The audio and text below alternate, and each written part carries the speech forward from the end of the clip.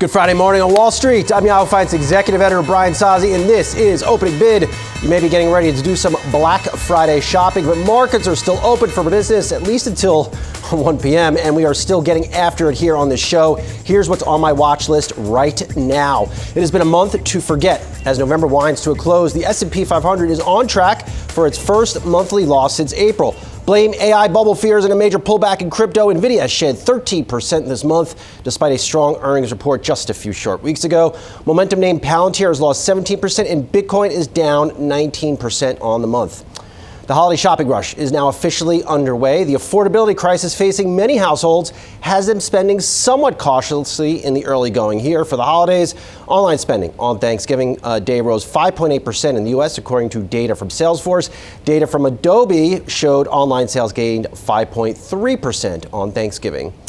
And defining a year for investors, I serve up a preview of Yahoo Finance's 11th Annual Company of the Year Award. Love this award. 3 companies are in the hunt to grab our coveted crown this year, so I cannot wait to preview that one. Here in the opening bid roundtable, Dana Dioria, InvestNet Solutions co-CIO and Group President, Michelle Schneider, Market Gauge CMO, Chief Market Strategist, and Yahoo Finance Senior Reporter Britt Foray.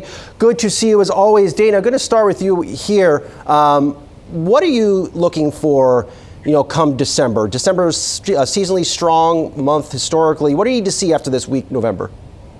Well, certainly all eyes are on the Fed. I think that's pretty clear. And, I've been a voice that we're going to get this cut kind of through all the ups and downs. I think we are still going to get this cut. And I think that's going to be meaningful for a lot of the players in the market, particularly, of course, small caps who we know suffer with higher interest rate burdens versus their large cap peers. And they haven't done terribly this year, but they're certainly, kind of below large caps and looking for that trigger, that spark. With the valuation chasm we kind of have between large and small at this point, I think getting that cut and sort of the stimulus that we can expect in the coming year is going to be very good for those parts of the market. And I think that's super important because obviously with what we're feeling right now, of course, is exactly what you started this segment, concerns about AI, concerns about the fact that what's really driving everything that's going on in the stock market for the year is this AI trade, and the AI trade may not pay off as quickly as everybody wants. So I think it's going to matter a lot what we see this December decision, and it's going to matter for parts of the market that we need to try to hedge our bets a little and put more into. Michelle, will December bring back the return of the bullish trade on AI? What are your charts saying? Well, I don't know if I necessarily see a lot of upside in the AI, and I agree with Dana completely. I think this is really when you have to look out. Whether or not the Fed cuts this time, they will, I think, in 2026. So it might send a little bit of a nervousness through the market if they don't.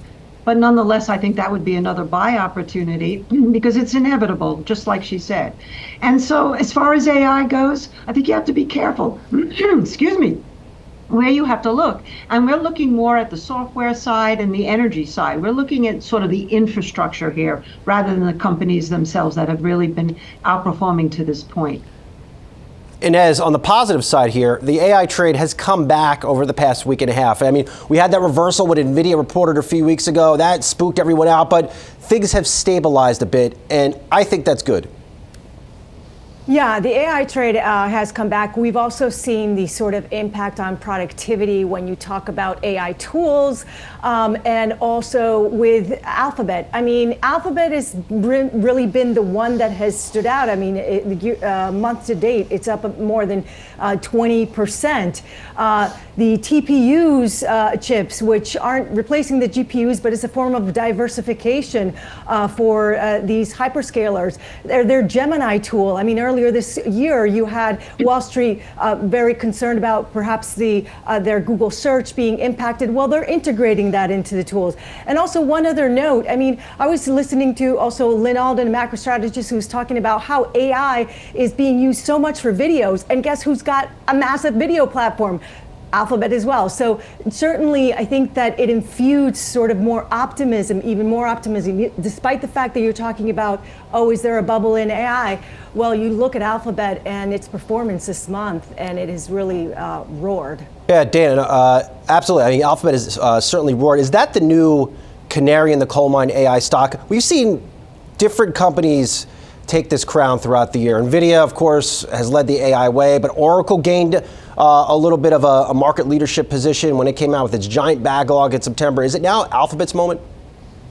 You know, it's an interesting question because what I've been waiting for in this trade is when is the driving stock, if you will, going to be one that actually shows productivity increases from AI, right? We keep profits, right? Right. Certainly profits are there, but to a certain extent, we know that we haven't seen the productivity gains from AI filter into kind of these different companies. And if a company like Google comes out and says, we've been able to do X, Y, Z, our productivity has increased this much, our efficiency, we expect this, and they really show hard numbers kind of around that, then I think sure that could be a telling kind of bellwether. And I don't think AI is going to filter out through our economy in all sorts of ways. There will be winners, there will be losers. We don't really know yet. But I do think the market is kind of searching for that, hey, we actually think we've cracked the code here on how to use this, as opposed to, great, we just got another contract for, the infrastructure for AI. I also agree with the comment on energy. I think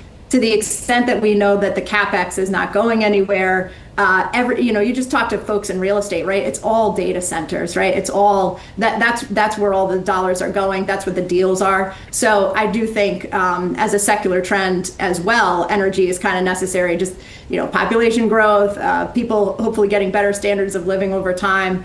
I think that's a place to be. But as far as the AI bellwether itself, I'm looking for one who actually comes out and has, kind of the benefits of AI filtering in. And a note to the Alphabet team, you want to rent out my one bedroom to stick some servers in it, $50,000 a month, it's all yours. I think that's pretty cheap. Michelle, we've mentioned that the AI charts, they've broken down relative to the highs. Is the reality that once these charts, or once these momentum tech names come off their highs, that a trading range might be the near-term course of action?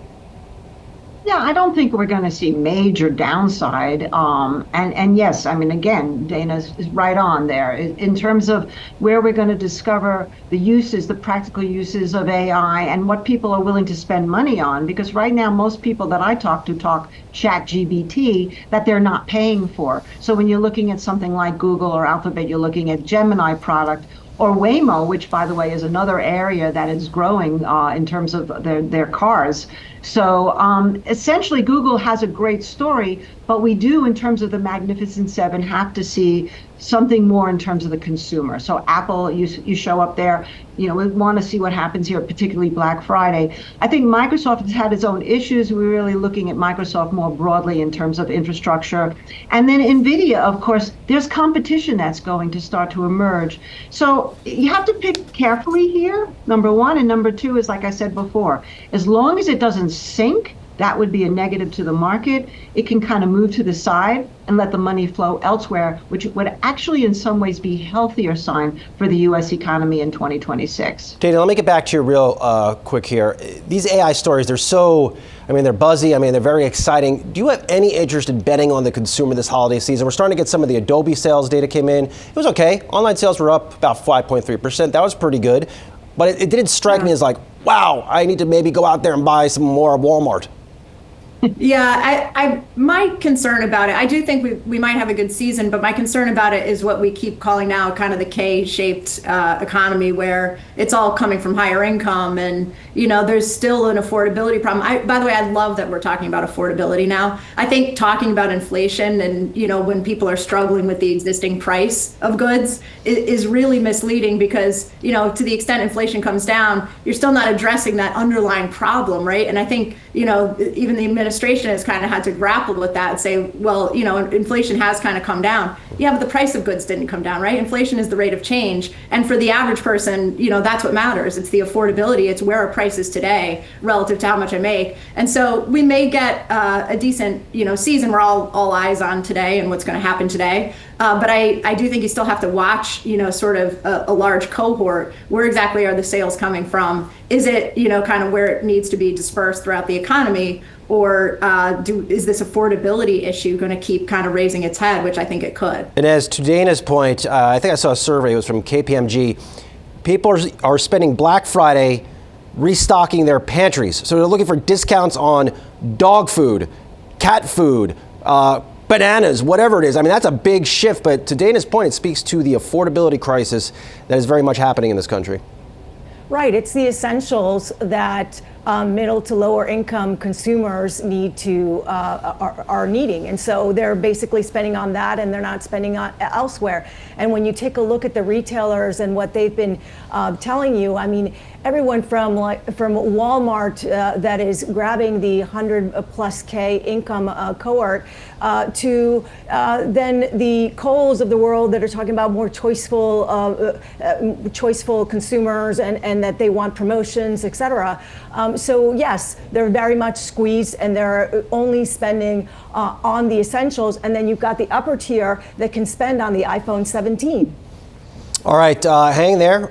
This year has brought all sorts of twists and turns for investors. Something called Liberation Day was heaved onto all our plates in April. Tariffs are in effect. Crypto has finally been embraced by major financial institutions, and the Federal Reserve has started to cut interest rates again. But as soon as the Yahoo Finance team sat down to discuss who deserves to win our 11th annual Company of the Year award, one thing became abundantly clear. How can this year's winner of our newsroom's highest honor not be super grounded in AI? They can't. 2025 has been the year where AI has permeated markets and infiltrated our everyday lives. Nvidia is still seen as the leader in AI chips, but Google is now nipping at its heels. Nvidia was also the first public company to ever reach a staggering $5 trillion valuation. Rival AMD managed to make inroads into Nvidia's domination, inking a headline-making deal with OpenAI. The deal will bring massive money into AMD and find OpenAI as a long-term investor. Microsoft and OpenAI tightened up their relationship with an eye toward the next decade of AI. Qualcomm said it would get in on the AI chip game next year. Intel got two new investors in the U.S. government and Nvidia. The Mag 7 players earmarked billions of dollars to build more data centers to support their AI ambitions. With that as a backdrop, it's my honor to reveal the three contenders for our 11th annual Company of the Year award: OpenAI, Oracle, and Nvidia. Over the next week and a half, you will see us preview each of these companies and discuss why they are in the running to take home the crown. The big reveal of the winner will be on the morning of December 8th, right on the Yahoo Finance homepage and our app, with a full day of live coverage on this network. In the meantime, I want to hear from you.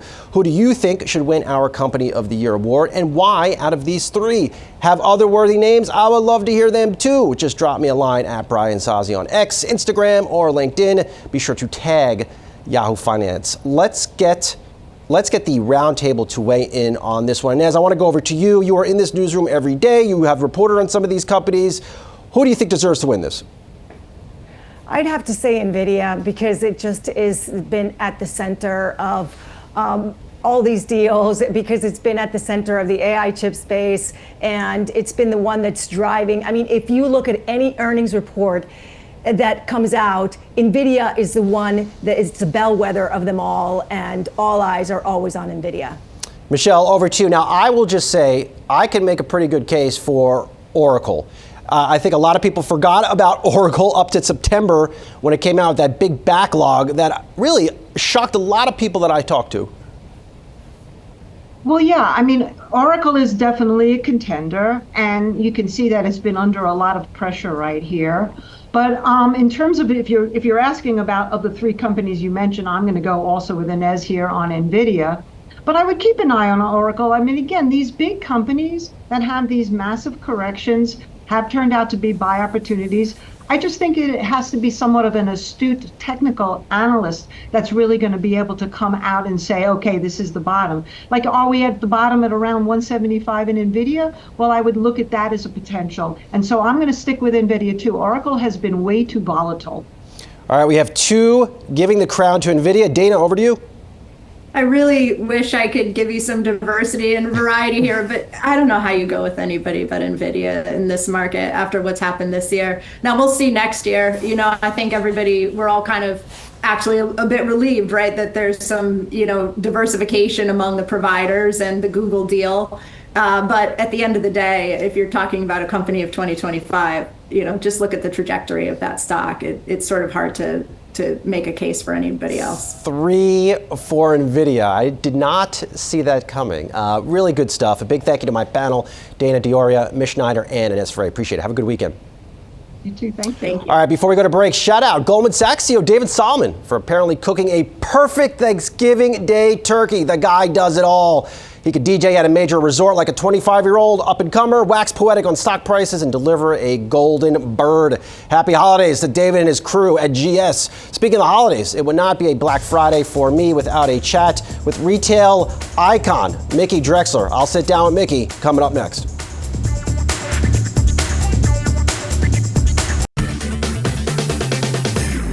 The holiday shopping rush is officially underway with the start of Black Friday, and there is no one better at chatting about retail than industry titan Mickey Drexler. Mickey is the former CEO of Gap and J. Crew and the current chairman of Alex Mill. Mickey doesn't like it when I call him a legend, hence the Titan label. Mickey, good to see you as always, my friend. So I'm out there on Black Friday. I'm looking around for some things I want, and I don't track prices like I used to, Mickey, when I was an analyst, but the prices seem high. What is going on out there? When you say high, you mean the discounts seem high? The initial price before I apply that 40% off discount. You know, it's a really interesting point. I think that, first of all the business will move a bit forward, in my opinion, all my opinion, of course. I think what's happened in the retail world is market high and put it on sale to show a big comparison. When I started out in the business a million years ago, that was not common, but it was not uncommon. But now the dependency on showing value is, to me, out of control. And I think it lacks integrity because you have to be lucky to be there that day. And I think, by the way, every ad I see, whether it's on TV, the ads and all that, everything's on sale. And it's part of the language. Buy it on sale. Mickey, you know this better than me, but I couldn't help but to think when I'm looking at some of these prices, this is really the first holiday season where tariffs, well, they are. I mean, tariffs are in place. A lot of retailers have spent the year redesigning their supply chains. Is that the reason for some of these prices? You know, it's hard to say. I'm not sure. The designer prices, those are out of control, and I can't imagine it's all tariffs. For us, we've kind of rounded up some retails, but we're not increasing margins at all, which down the road we'd like to do for earnings purposes and all that. But I think affordability is one of the most popular terms today. And every time you read or watch the news, they're talking about high prices. And I, looked at the price of turkey. I don't love turkey, but it was like up 20, 30%. Vegetables, steak. It's unbelievable. You got to get a mortgage. I can't afford steak anymore, Mickey. It's for real. Exactly. And the message every day is that. And I think consumers, and I don't know, they're going to have to start to hold back a bit. When it was gas only, that was one thing. But now it's everything. Maybe gas is lower. But the supermarket shopping, whoever says inflation is 3% hasn't shopped lately because it's amazing. Well, then how could they manage their business profitably next year? If the prices are going to stay high and people are spending more money or more discretionary dollars to buy dog food and soap, what does that mean to apparel companies? Well, again, my opinion, I think it's hard to say what are they going to do. I'll tell you what we're doing, and I haven't done this well for all the jobs I've had, is not offer so much assortment. You go in, I say this, do you need to have 20 cereals to choose from? Do the top 10 maybe. And big assortments lead to big markdowns, lead to sale. I'm not saying that's the only solution. The other bigger solution to me, aside from controlling your inventory, and sales really don't say anything about margin in the monthly reports or about margin or inventory, but creativity, seeing around the corner, is critical to any consumer-driven business. I always say emotion. And if I get emotional about something, can't argue with the emotion meter. And of course you're wrong at times, but take risks and go for it and be new, not same. And that to me is what they need to do. We all need to do that. It's part of being a merchant. Now, Mickey, to this next point will not apply to you. I mean, Alex Mill makes really high quality stuff. I mean, I own some of the pieces. These are pieces, in my view, they're investment pieces that you use through many years. But I've been to the mall recently, and I think one way retailers are getting out of or trying to offset tariff pressure is redesigning the quality on their product.